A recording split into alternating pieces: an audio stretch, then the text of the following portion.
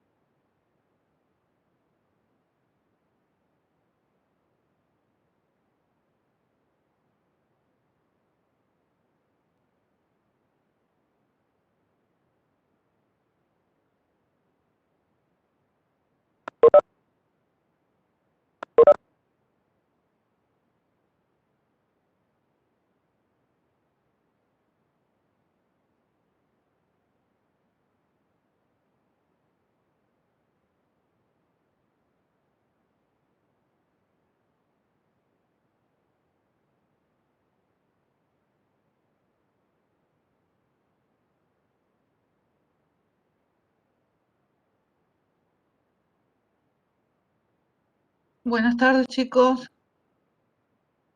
Buenas tardes, profe. Buenas tardes, profe. Buenas tardes, Bueno, profe. Gabriela, está desocupada el aula de impuestos 2, así que vamos a comenzar con la clase nuestra. Vamos a compartir pantalla.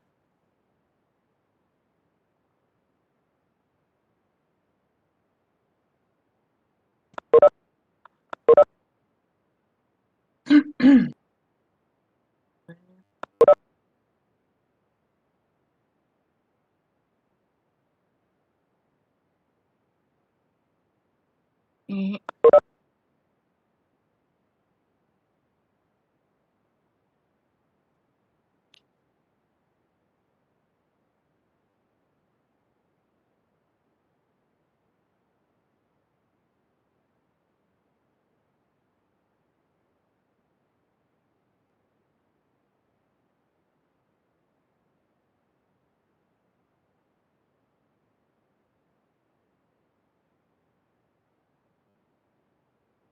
bien. A ver, chicos, en realidad pensábamos, hoy conversaba, hoy ayer con Andrea, empezar con un práctico más completo de rentas ya de primera y cuarta, pero creo que por lo que me comentan, todavía no han avanzado demasiado en primera categoría, ¿no es cierto? No, profe, no hemos empezado. ¿Hasta dónde han llegado? ¿Qué han visto? Todavía no empezamos con primera categoría, profe.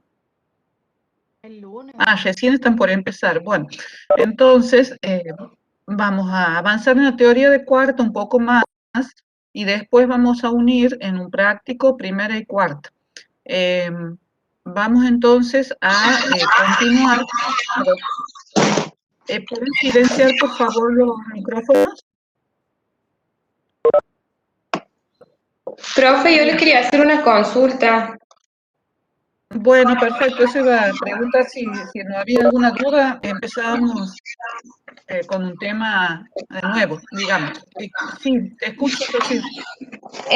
No, lo único es saber por qué aplicamos, de dónde sacamos la tasa esa del 35% que le aplicábamos a la base imponible de la sociedad.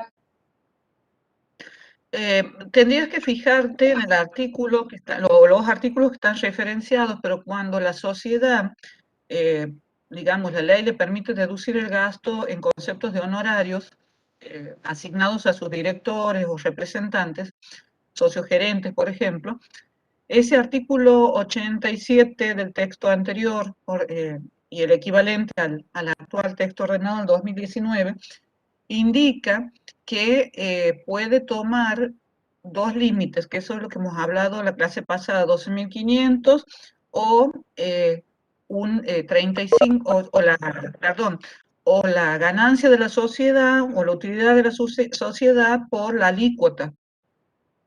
Entonces, ya te busco al artículo, si me das un segundo, si no tienen, y si ustedes tienen ahí la ley, así lo referenciamos. Aquí la tengo y estoy buscando también cuál era el artículo, profe, en donde decía sobre las... El anterior era el 87, 87J. Ajá. Atrás en las leyes tienen el cuadrito comparativo para buscar las equivalencias. El 91 es 90. del actual texto. A ver, que creo que también las filminas está hecho el esquemita.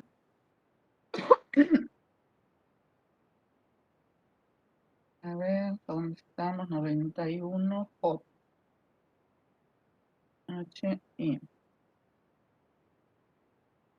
Ahora es I.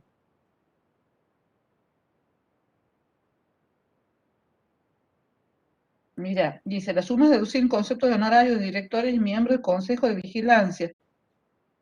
¿Lo tienen? ¿Lo han encontrado? ¿Los que tienen la ley? Sí, profe.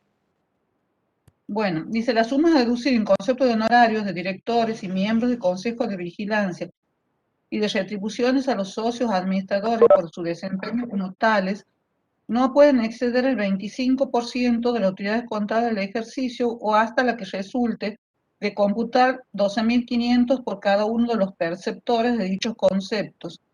Aquí ya habla del 25 porque la alícuota va variando por periodos fiscales.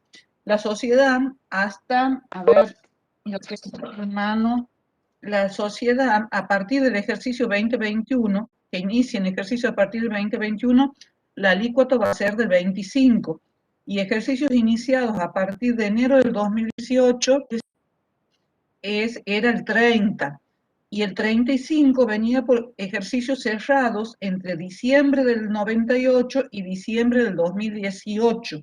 Entonces, la pregunta por dónde viene, por el porcentaje que puede deducir o por el porcentaje del excedente. Por el porcentaje que se aplica al excedente, le pregunto, profe. Bueno, espera un segundo, entonces te busco, eso está en el decreto reglamentario, en el 142 de la ley, perdón, del decreto, que equivaldría, ya lo buscamos, a ver si no lo tengo, ¿dónde estamos? Denme un segundito. La respuesta es la misma, ¿no? O sea, la normativa dice que hay que comparar para saber del excedente qué parte es computable, o si todo es no computable. La condición es que haya impuesto determinado por la sociedad. Si la sociedad determinó impuesto, el excedente es no computable. El reglamento extiende el concepto y le pone más restricciones y dice: el excedente que la sociedad no ha podido restar como gasto es no computable en la medida que haya impuesto determinado y que ese impuesto determinado supere o sea igual por lo menos al, no dice 35%, dice la alícuota de la sociedad por la que tributa impuesto multiplicada por la ganancia neta sujeta a impuesto. Entonces, algunos años vamos a tener que tomar el 30%, otros el 35%, y cuando entre en vigencia a partir del 2021 la alícuota del 25% para las sociedades, vamos a tener que multiplicar el excedente por el 25%. Claro, profe, eso es lo que no entendía, porque yo veía en el PowerPoint que decía que, bueno, exactamente eso, la condición establecida para considerar no computable en cabeza del beneficiario el excedente es que el impuesto determinado sea igual o superior al monto que surja de aplicar la alícuota prevista en el artículo 69. Y cuando yo me iba al artículo 69, me daba con el porcentaje del 25%, por eso es que no entendía por qué aplicábamos el 35%. Ah, bueno, entonces vos ya has ido rastreando los artículos, gracias. Entonces, porque eso estaba a buscar la normativa y no me acordaba si en la Filmina estaba con la referencia. A ver, ¿dónde está el Está abajo del práctico del doctor Sirena. Ah, bien, gracias. A ver, vamos, así nos entendemos todos. Este no es imputación. ¿Dónde está Sirena? Ha quedado atrás Sirena. A ver. No, me pasé, parece al revés. ¿Dónde está? Es ya casi la última parte. A ver.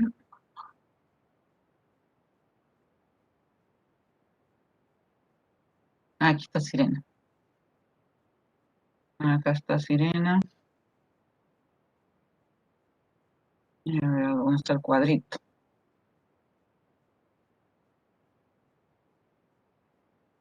Acá debe estar, a ver. Sí, por ahí está. Sí, ahí. Ah, está.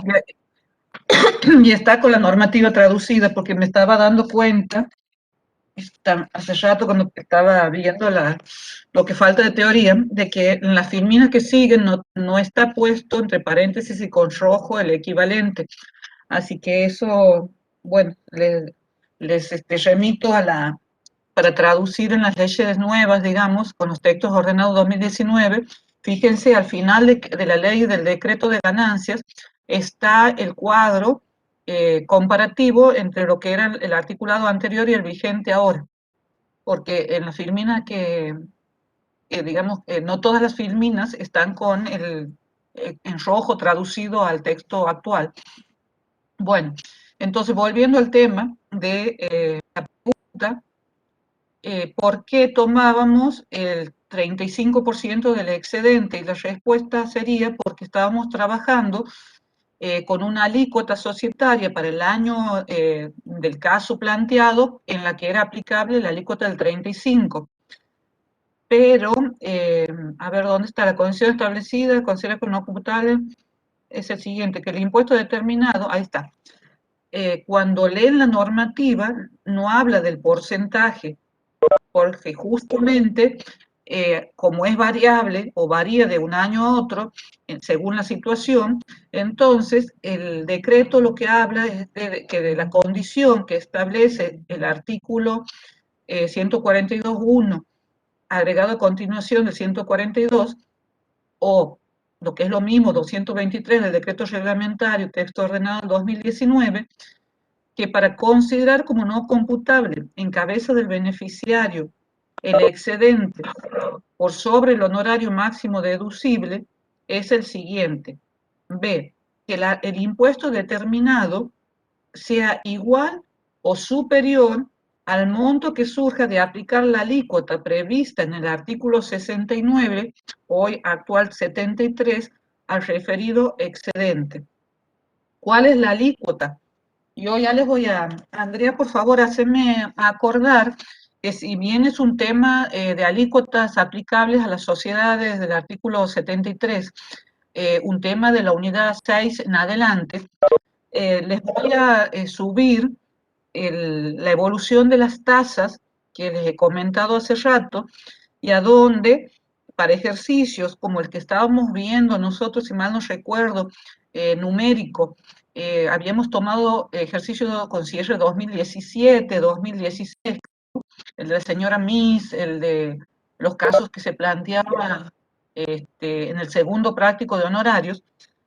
Seguramente, si son esos ejercicios los que hemos tomado, hemos trabajado con el 35%, porque la alícuota social para ese momento era, para la sociedad anónima, 35%. Entonces, al excedente había que multiplicarlo por el 35% y comparar con el impuesto determinado. Para ejercicios que se inicien a partir, repito, de enero del 2018 y hasta iniciados 31 de diciembre del 2020, la alícuota societaria va a ser del 30%. Y para ejercicios que se inicien a partir de enero de 2021, el 25%. Eso es lo que está actualmente vigente. Y ya se los voy a subir para que lo tengan. ¿Estamos, chicos? Sí, profe, gracias. ¿No les queda duda respecto de esto? Profe, hay un práctico en teoría que usted subió sobre el tratamiento también de los honorarios, pero visto desde el punto de vista de la empresa. ¿Cómo tiene que calcular la empresa ese límite máximo mínimo? Si lo podríamos ver, no sé si ahora o en otra clase.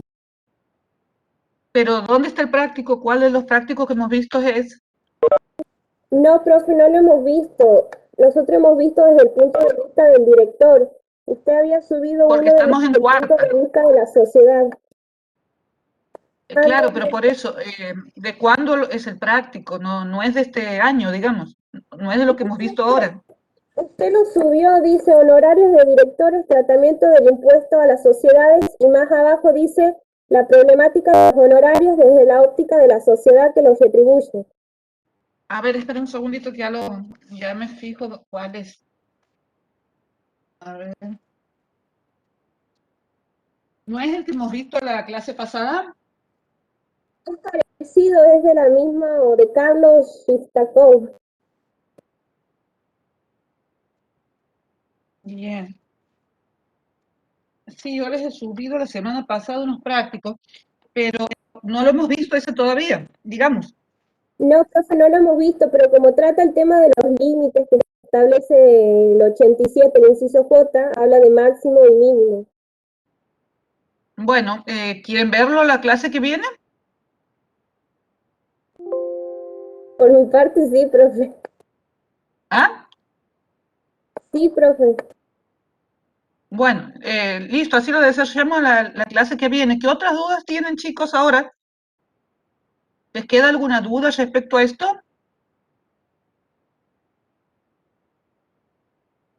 Chicos, a lo que vamos viendo, digamos, no solamente de honorarios, sino de alguna otra tema que hemos visto. No, profe.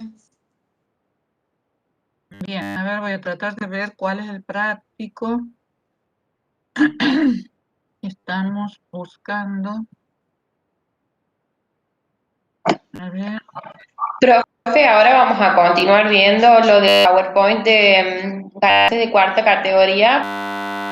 Hay puntos ahí sobre las cooperativas y esas cosas que no hemos visto todavía. Justamente. A ver, ¿quién puntaba visto del punto, a ver, para que yo me ubique? Ahí están los prácticos que estoy compartiendo, que están subidos. No sé si me estoy refiriendo en Sí, profe, alguna... pero ahora ya no está, estaba justamente abajo ese de honorarios de directores, análisis como gente de cuarta categoría, estaba abajo, lo había subido junto, pero ahora no lo veo, yo lo había imprimido por eso. La verdad que si lo he puesto, seguramente lo he sacado si era, porque es más referido a tercera. O sea, visto desde el punto de la sociedad. Sí, exactamente. Bueno, de todas formas vamos a ver prácticos o vamos a volver eso cuando veamos tercera. En algún momento lo vamos a retomar el tema. Yo aquí no lo tengo, por lo menos visible, y si lo he subido y lo he sacado debe ser porque he considerado que no era el momento para verlo. No lo estoy encontrando, o sea, no está ahora aquí en lo que tenemos disponible. Así No, que, profe, de yo lo todas había formas, imprimido hace 2 semanas, una semana, así que ahora no lo veo, pero estaba justamente debajo del análisis como de cuarta categoría. como renta de cuarta. Bueno, de todas formas, Rocío, no te apures, me interesa que fijemos primero, ya demasiado complejo me parece, les está resultando encarar el tema desde el punto de vista de cuarta, como para ir al tema de lo que hace la sociedad, porque cuando veamos el tema de la sociedad, ahí vamos a volver y vamos a ver no solamente cómo calcula, digamos, el honorario que puede deducir, sino que también vamos a ver a qué ejercicio fiscal va a imputar el gasto, que no es el mismo tratamiento que encabeza el director. Entonces, como estamos en cuarta, vamos a tratar de abocarnos a cuarta y después retomamos el tema en algún momento cuando veamos tercera. Está bien, O si profe, tenemos gracias. tiempo, o si tenemos tiempo antes, en función de cómo vayamos avanzando con las unidades de este cuatrimestre. Bueno, entonces, esperen que busco entrar de nuevo. Ustedes tienen un curso de capacitación, creo haber visto, de Moodle mañana viernes, ¿no es cierto? Sí, profe. Chicos, no lo pierdan. Nosotros estamos haciendo como docentes también otro de lo mismo, digamos, pero enfocados de la parte de docentes, y realmente creo que más allá de que ustedes son más informatizados, obviamente, y más nacidos en la era de tecnología, creo que hace falta de ambos lados estar un poco más o bastante más compenetrados con este tema del manejo de las tecnologías de información. Vamos aquí a renta de cuarta. Profe, Sí, ¿Ya Escucho. tiene fecha para parcial? La fecha del parcial estaba prevista para el 7 de julio. A ver, vamos a ver. Junio, julio, 7 de julio, miércoles 7 de julio. Esa sería la fecha del parcial. Ah, bueno, profe. ¿Es práctico o práctico y teórico? No lo hemos preparado, pero suele ser práctico y ahora en este momento de pandemia estamos haciendo teórico práctico, o sea, el año pasado hemos preparado cuestionarios, no sé cómo los vamos a encarar este año, porque este año estamos viendo más práctica también.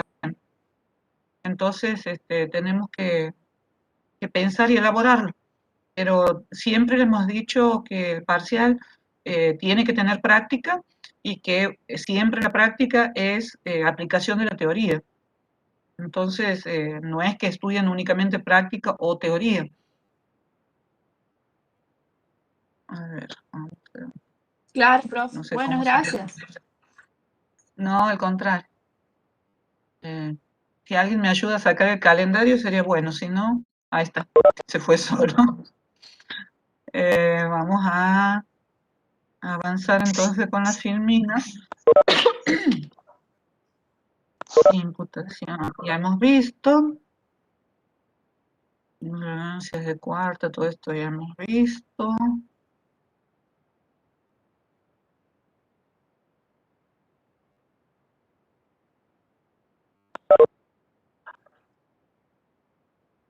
Salario mínimo vital inmóvil.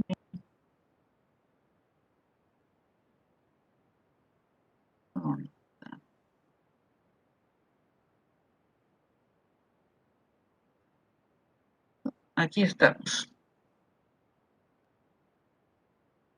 Aquí estamos. Artículo 82.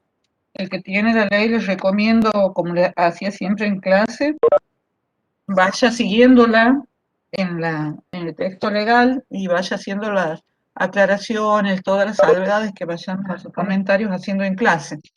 Entonces, volvemos al inciso, a renta cuarta, y en este esqueleto legal, digamos si se quiere, estamos analizando el artículo 82 de la ley, y ahora vamos avanzando en el inciso C, cuando dice que constituyen ganancias de la cuarta categoría las que provienen de jubilaciones, pensiones, retiros o subsidios de cualquier especie en cuanto tengan su origen en el trabajo personal, y de los consejeros de sociedades cooperativas, en la medida que hayan estado sujetos al pago de impuestos, y de los consejeros de sociedades cooperativas. Bueno, ahí me he ido a leer el final del inciso C de la ley textual.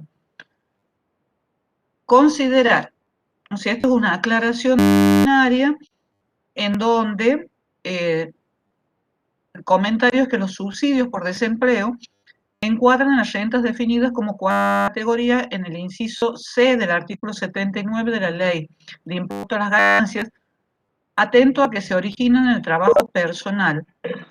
Ello en virtud de que tales beneficios provienen de una relación laboral.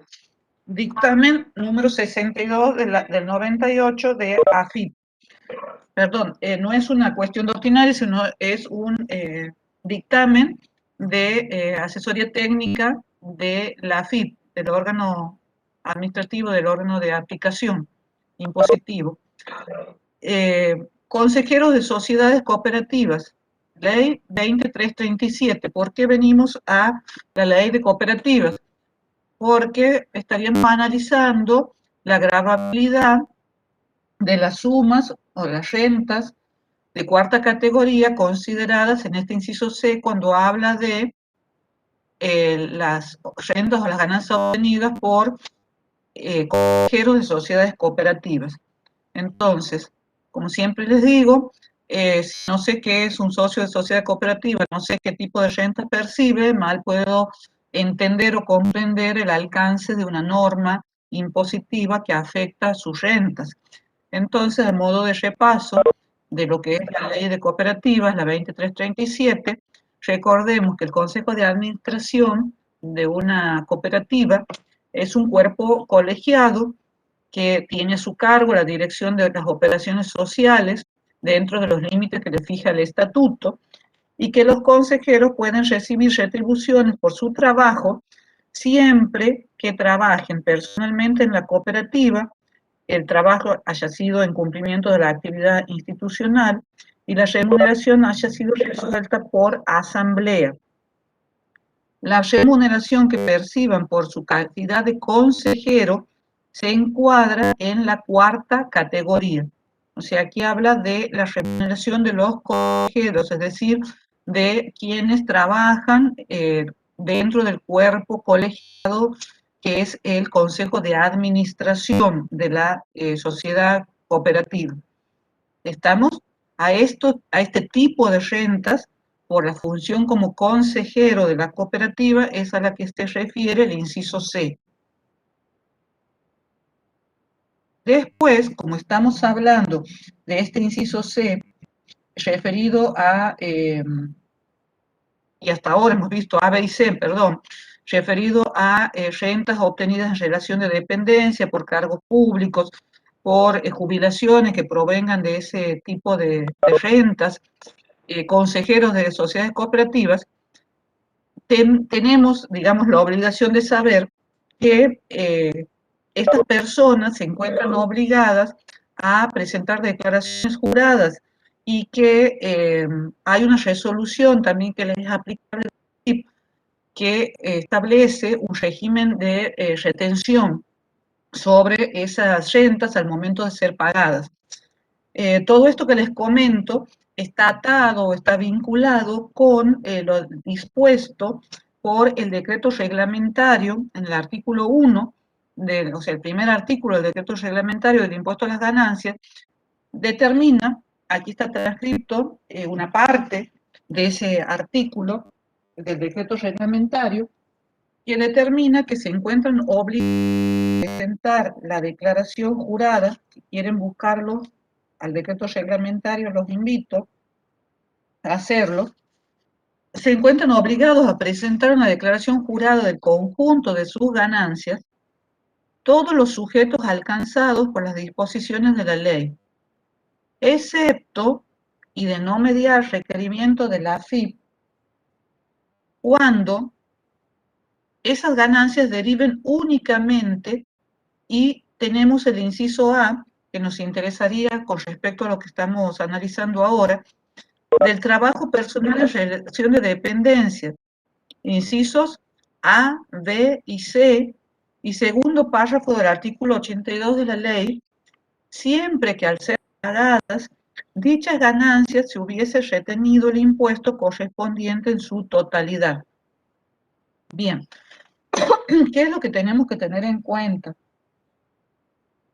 En primer lugar, la obligación de presentar la declaración jurada en la medida, obviamente, que se configuran las disposiciones legales, es decir, que surja o que se verifique el hecho imponible en los sujetos alcanzados por la norma. ¿Y qué es lo que dice aquí que es importante rescatar también? Presentar una declaración jurada en conjunto. Nosotros en Impuesto a las Ganancias usamos ese término, declaración jurada de conjunto, y nos tenemos que imaginar la obligación en cabeza de la persona, sobre todo humana, a donde la persona humana va a poder configurar en cabeza de ella misma varios tipos de rentas de primera, de segunda, de tercera o de cuarta categoría, y que esta obligación que establece el decreto reglamentario de hacer una declaración jurada de conjunto hace mención a obligación de esa persona de considerar la totalidad de las rentas que pueda obtener en un periodo fiscal. Por eso es de conjunto. No va a ser una declaración jurada por primera categoría, otra por segunda, otra por tercera, otra por cuarta. la declaración jurada del contribuyente debe ser abarcativa, en la medida que sea un sujeto obligado, a la totalidad de las rentas que pueda obtener en el ejercicio fiscal. ¿Y qué otra cosa hace o aclara aquí el decreto? Da una excepción, es decir, que lo exime, lo exceptúa de presentar esa declaración jurada en la medida que se trate del trabajo personal en relación de dependencia a los que hace mención justamente el artículo 82, inciso A, B y C, y segundo párrafo, es decir, rentas de cuarta categoría, relación de dependencia, inciso B, el A es el de desempeño de cargos públicos, y el jubilaciones que provienen de A y B. Pero para que ello suceda, para que tenga la obligación en esas situaciones de trabajo personal en relación de dependencia, se tiene que dar necesariamente la circunstancia de que al momento de que se hayan pagado dichas ganancias, se les hubiera retenido a los beneficiarios el impuesto que corresponda. El impuesto a las ganancias que para ser retenidos en este tipo de rentas es aplicable la resolución 4003/E, que es una resolución de AFIP a donde se establece, entre otras cosas, el procedimiento y los sujetos que están obligados a actuar como agentes de retención. Entonces, por ejemplo, la Universidad Nacional como empleadora y como pagadora de rentas del inciso B a sus profesores, a sus administrativos, está obligada por esa resolución a actuar como agente de retención de impuesto a las ganancias. Y todos los meses, a quienes considera, de acuerdo a la normativa, que debe retenerles el impuesto, procede, de acuerdo a lo que establece la resolución 4003, hace el cálculo y le va a comunicar y descontar en el recibo de sueldo, ya sea profesor, sea administrativo, el importe del impuesto a las ganancias que luego, como agente de retención, deberá ingresar por cuenta del sujeto retenido a la AFIP. ¿Se entiende, chicos? Profe, disculpe, ¿puede volver a repetir el ejemplo? Sí, el ejemplo es muy sencillo y muy cotidiano, lamentablemente, porque cada vez hay más sujetos contribuyentes de ganancias. Entonces, espera un segundito que estoy buscando mientras hablo con vos el artículo 1 para revisarlo textualmente.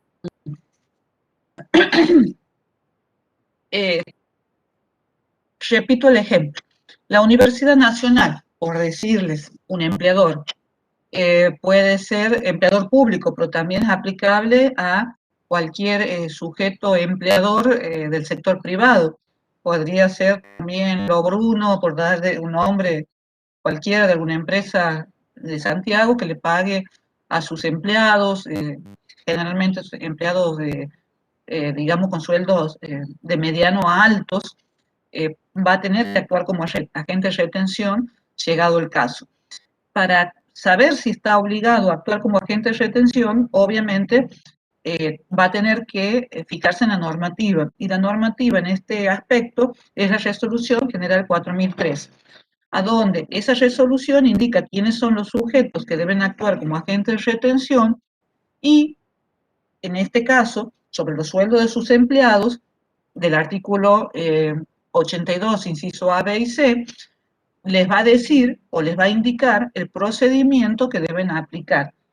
De modo tal que cualquiera de ellos, llamémosle universidad, en este caso del ejemplo, todos los meses, cuando hace la liquidación de sueldos, tiene que aplicar la normativa de esta resolución, hacer una especie de mini liquidación de ganancia mensual y acumulativa dentro del año calendario, y va a aplicar normativa a efectos de determinar cuál es el impuesto que le tiene que retener a ese empleado que le está por pagar un sueldo X. Entonces, por ejemplo, si yo tomo mi sueldo de enero del año 2021, en el sueldo de enero voy a tener mi sueldo bruto de acuerdo a la categoría, la antigüedad, los adicionales por posgrado, bueno, todo lo que hace a el convenio y a la aplicación de ese convenio en mi recibo de sueldo. Es decir, de un lado suma, y conceptos, suman rentas de cuarta. Del otro lado, hay conceptos que son deducibles laboralmente, y aparece la jubilación, aparece la obra social, aparece el sindicato, aparece un ítem, y ahí es donde aplica esta norma, que dice retención de impuesto a las ganancias. Ese importe que me retiene de impuesto a las ganancias lo hace en función de lo que le establece, lo hace la universidad al hacer el cálculo y la liquidación de sueldo en función de lo que establece la normativa de la resolución 4003. Entonces, yo en mi recibo veo lo que es renta de cuarta y lo que es deducible como gastos, entre ellos jubilación, obra social, que eso creo ya han visto o están viendo con la contadora Simonetti en unidad 2, que son conceptos que después se pueden tomar como un gasto admitido a ser restado, deducido en el cálculo del impuesto a las ganancias. Entonces, vuelvo, tengo una suma de renta grabada, mi sueldo, y tengo una serie de deducciones que están liquidadas por la universidad. Y como él me está pagando, me puede hacer un cálculo del impuesto y decir, bueno, a la contadora Jacobo le pago tanto, le puedo deducir, porque así lo admite esta resolución, de acuerdo a lo que establece la ley de ganancia, el importe de la jubilación, el importe de la obra social, y en definitiva su ganancia imponible mensual va a ser este importe. Sobre este importe voy a ir como empleador a la tabla de la resolución 4003 para el mes de enero y me voy a fijar cuánto es el impuesto que le tengo que retener. Y me pone el impuesto que dice la resolución, previo cálculo y procedimiento determinativo, me toca a mí como contribuyente que me retenga. Entonces, todo este cálculo lo tiene que hacer de acuerdo a ese procedimiento pautado por la 4003, el empleador, mes a mes. De manera tal que cuando llega fin de año, si es que se ha ido reteniendo correctamente, vamos a tener el equivalente al impuesto anual que me hubiera tocado tributar si es que hiciese mi declaración jurada anual y la presentara anualmente. Entonces, por eso es que la resolución, el decreto reglamentario, en primer lugar dice que quien es contribuyente, o todos los sujetos obligados, están obligados a presentar declaraciones en la medida que estén alcanzados por la ley, por el hecho imponible. Pero que si únicamente las ganancias derivan del trabajo personal en relación de dependencia, en ese caso, si el empleador ha actuado correctamente y le ha retenido como corresponde, va a liberarlo a ese señor, a ese contribuyente, a ese empleado, del ejemplo que estamos dando, de su obligación de presentar la declaración jurada determinativa anual. ¿Me van siguiendo, chicos? Profe, Profe, o sea que si yo tengo ganancias de otras categorías, presentaría de estas categorías, pero no esta. No. ¿Milagrosos? Sí. No, bien la pregunta. Miren, si ustedes tienen para quedar liberados únicamente, fíjate que dice, cuando esas ganancias deriven únicamente, quizá lo tendría que haber subrayado o puesto con negrita.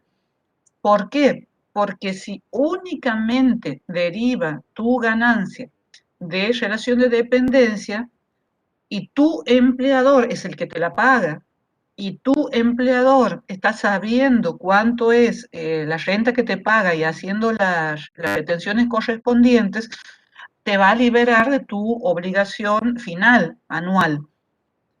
Pero si vos además, por ejemplo, tienes rentas de primera categoría porque alquilas inmuebles, eso no estaría incorporado dentro de la liquidación y de la retención que te está haciendo tu empleador. Entonces habría una parte, como vos bien dices, que tendrías que presentar por fuera. Ahora bien, la declaración de ganancia es una declaración, como dice ahí el mismo decreto, de conjunto.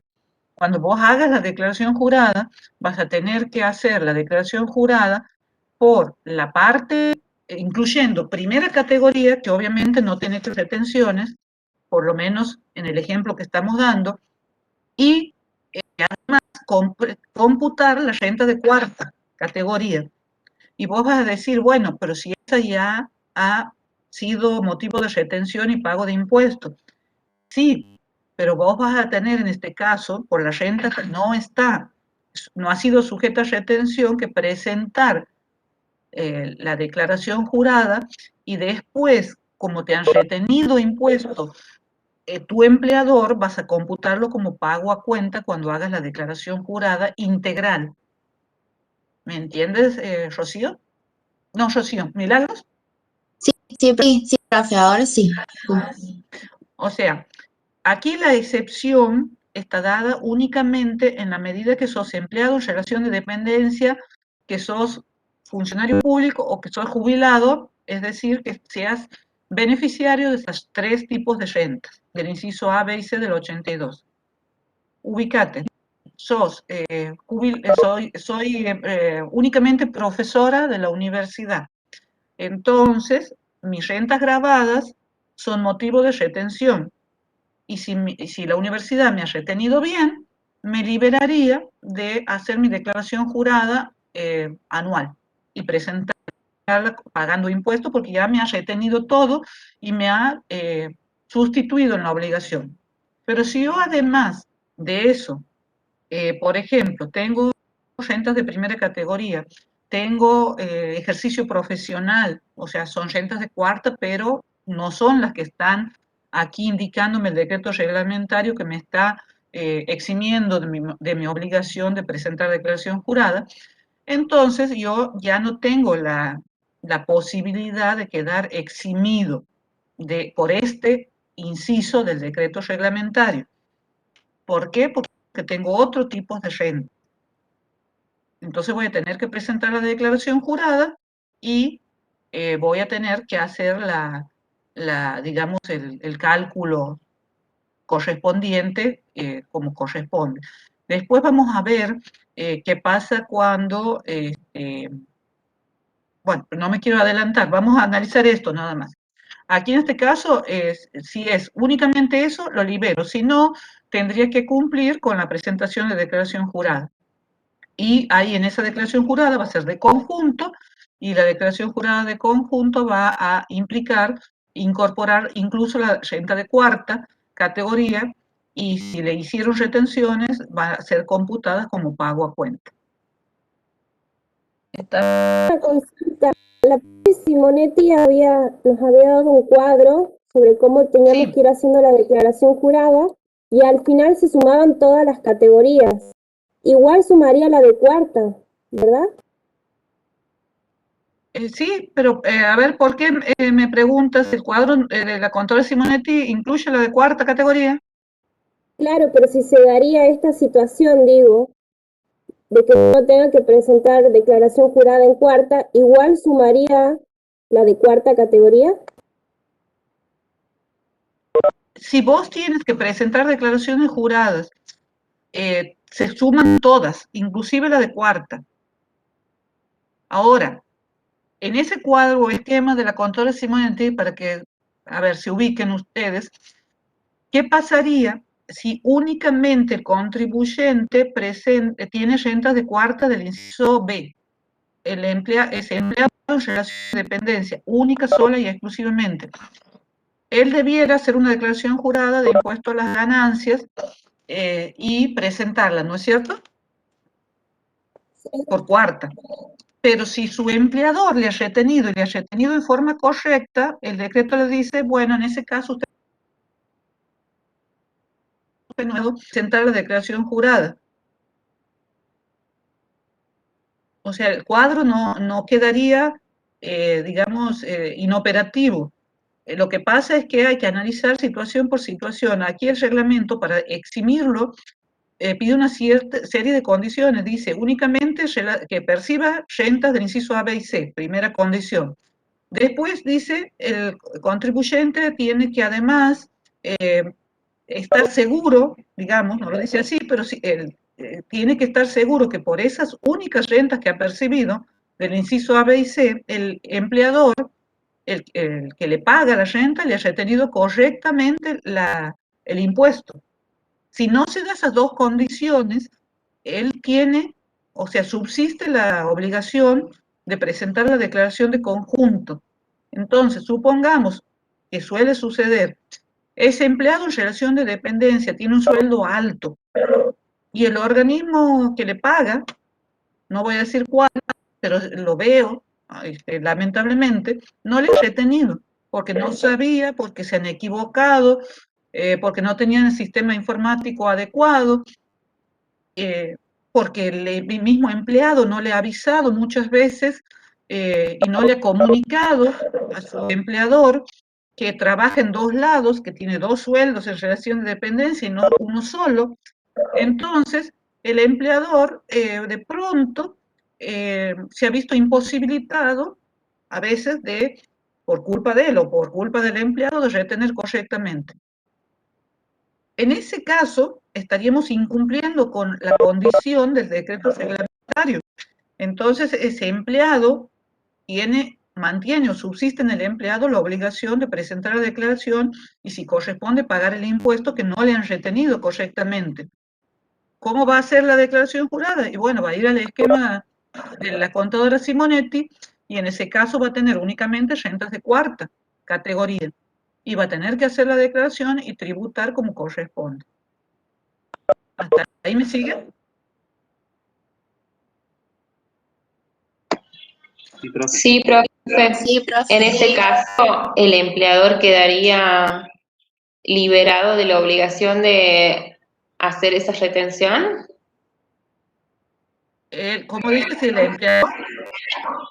Claro, en el caso de que sea irregular la contabilidad o la parte impositiva al momento de los sueldos y el empleador no hace la retención y entonces Hay una hay una sanción, eso van a ver en impuestos 3, cuando vean agentes de retención, seguramente van a ver la parte sancionatoria, que si que está obligado a actuar como agente de retención no retiene, tiene una sanción porque no está cumpliendo con su obligación. El que no retiene o habiendo retenido no deposita, peor todavía, está contemplado en la ley de procedimiento cuál es la sanción que tiene.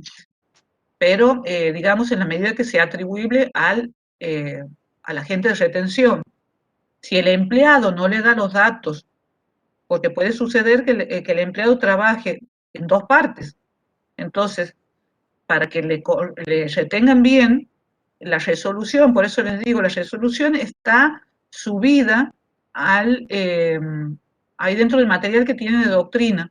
Está subida, digamos, un esquema donde están los ítems importantes y el comentario.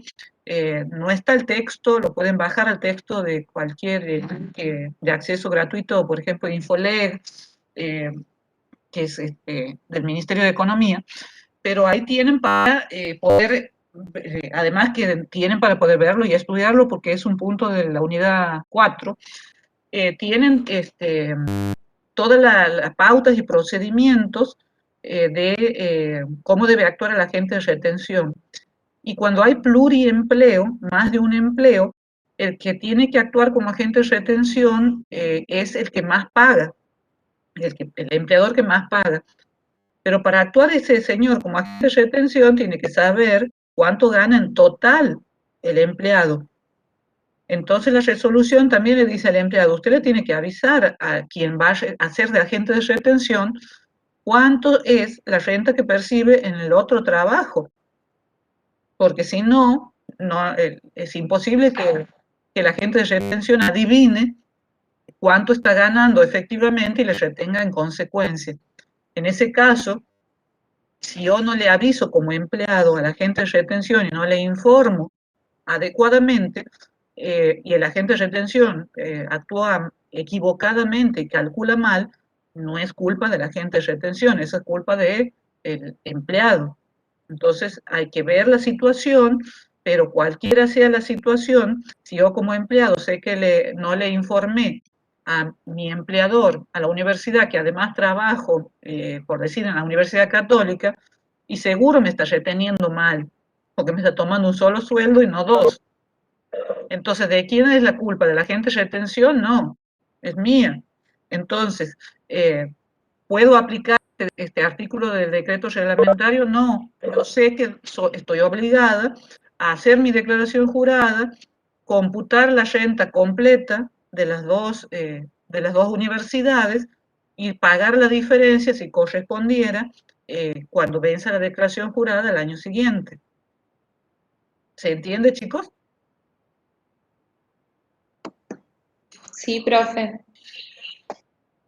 Bueno, entonces, más está decir de si además tengo otras rentas de primera, de cuarta, de tercera, que tengo que hacer la declaración de conjunto, tomando todas, que eso quede claro, todas las rentas, incluso aquellas rentas que estén sujetas a retención por estos incisos, y proceder en consecuencia a la presentación de la declaración jurada.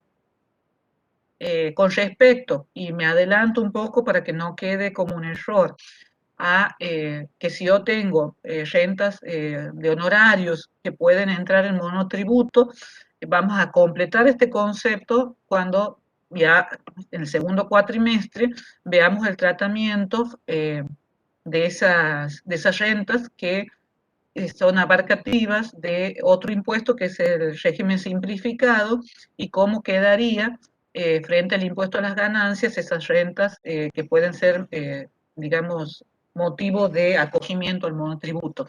Por ahora me quiero abocar a lo que es ganancia y régimen general de ganancia, y ahora abordando concretamente el tema de agentes de retención en cuarta categoría para relación de dependencia, cargos públicos y jubilaciones de ese origen. ¿Estamos, chicos? Sí, profe. Profe, Sí, No profe. quiero que se queden con ninguna duda de esto porque es importante que lo manejen, y me gusta la pregunta que ha hecho recién la compañera Milagros, que me ha hecho detenerme y explicarles el tema de que que les retenían correctamente, si en cuarta categoría por este artículo 1 ya estaba cubierto el impuesto, qué pasaba con las otras rentas. Como hay más rentas, acuérdense, si no es únicamente estas rentas de las que percibe el beneficiario y que estén bien hechas las retenciones, no hay liberación de obligación de presentar declaración jurada. La liberación se da si se cumplen los requisitos previstos en el artículo 1 del decreto. Y el decreto reglamentario también hay que, digamos, eso me olvidaba de comentarles, dice que tampoco va a ser aplicable esta excepción cuando la AFIP haga un requerimiento. Entonces, yo no le puedo, si recibo un requerimiento de AFIP, intimándome a presentar la declaración jurada de impuesto a las ganancias del año 2020, por ejemplo, decirle o contestarle a la AFIP que no voy a presentar la declaración jurada por cuanto el decreto reglamentario, artículo 1 de la ley, establece que como la única renta que tengo es relación de dependencia y mi empleador me ha retenido correctamente, estoy libre de presentar la declaración jurada. Si la AFIP me intima y me requiere la presentación de la declaración jurada, aquí el mismo reglamento dice que no cabe la excepción. Eso también es importante tenerlo en cuenta. ¿Estamos, chicos? Y por último, terminar, porque estamos en las 18 horas, hay que considerar lo siguiente, aunque parezca una ida y vuelta de conceptos y de condiciones, hay que considerar que, no obstante lo que dice la ley y el decreto reglamentario en su artículo 1, en algunos casos, por disposición de la misma resolución 4003 que acabamos de nombrar, deben presentar declaración jurada de ganancia aquellos sujetos que están en el artículo 1 con la excepción. ¿Cómo se entiende esto? Esto se entiende de la siguiente manera. Volvamos al ejemplo. Soy empleada de la Universidad Nacional, me han retenido correctamente impuesto a las ganancias por el año 2020, pero resulta que mi sueldo, mi renta agravada o mi renta bruta, ni siquiera es el sueldo, es la renta bruta del año 2020, y aquí es una suposición, les aviso, no es así, ha sido 4 millones de pesos, para no equivocar el monto bien alto. Esos 4 millones de pesos del 2020, por más que hayan generado la retención, digamos, en mis recibos de sueldo, de manera correcta por parte de la UNCE, me hacen ya pasible de una obligación, aunque sea meramente informativa, y que equivale a una declaración jurada de impuesto a las ganancias, que la voy a tener que presentar, y que la palabrita que he usado no es aleatoria, informativa, a donde yo voy a informar cuáles son los sueldos que he percibido por el año 2020, cuáles son las deducciones a las que me veo, digamos, sometida. ¿Pero por qué? Porque la resolución 4003 me dice que lo tengo que hacer. No es más que informativa en la medida que no voy a tener que presentar, o más que presentar, no voy a determinar impuestos, porque la universidad ya me ha hecho pagar mensualmente todo el impuesto a través de las retenciones. Entonces ya no es determinativa de impuestos, sino simplemente una declaración jurada informativa. ¿Por qué? Porque superado el monto de sueldos que la resolución de la AFIP 4003 establece como necesario para que yo no la presente de acuerdo al decreto. Entonces, si yo tuve ingresos de más de 1,5 millones de pesos para el año 2020, que estamos ahí hasta hoy en discusión, o en veremos más que discusión si lo actualizan para el 2020, voy a tener que presentar la declaración si he ganado 4 millones de pesos, aunque sea meramente informativa. De mi parte, ya creo que les he explicado o tratado de explicar lo mejor posible este tema.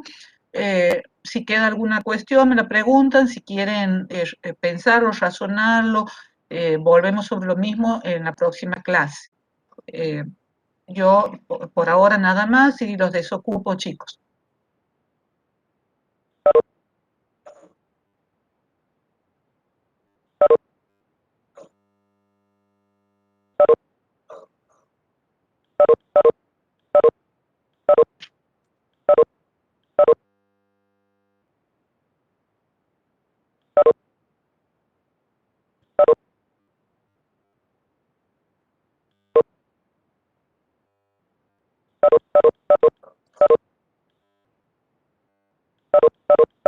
Chao, profe.